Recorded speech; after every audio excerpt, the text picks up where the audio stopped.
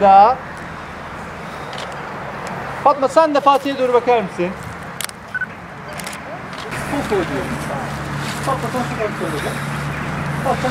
Hiç bu kadar beklemiyordum aslında.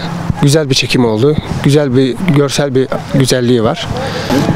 Ağrı fotoğraf içinde büyük olanak sağlıyor. Güzel bir görselliği var. Aynen. Doğal olarak fotoğraflar çekiliyor ve güzel çekimler oluyor. Adeta doğal bir stüdyoda yaşıyoruz.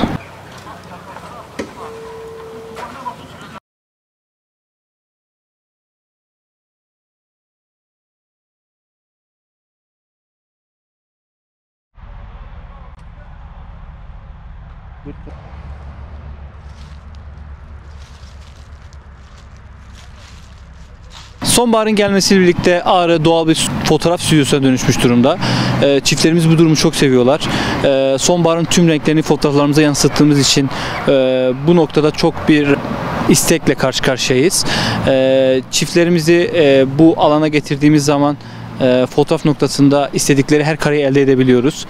Sonbaharın tonlarını genelde öğleden sonra, saat 3'ten sonra genelde yakalıyoruz. Daha güzel oluyor bizler için.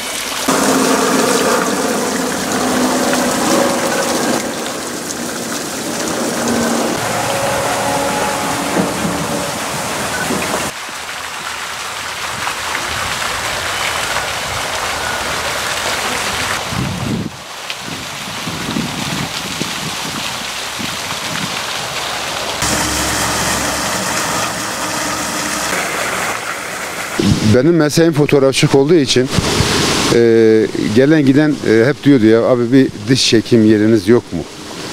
Dış çekim yeri Ağrı şartlarına göre biz 8 ay karın altındayız. Düşündüm yani bir 3 ay için değer mi? Kalktım yaptık.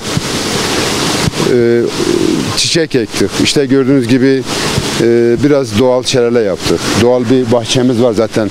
O eskiden beri var. Güzel çam ağaçlarımız var. Meyve ağaçları dikmişiz. İnsanlar çok beğeniyor. Doğal bir stüdyo. Doğal bir görünüm. Havuzumuz güzel. Burada her türlü kuş da geliyor.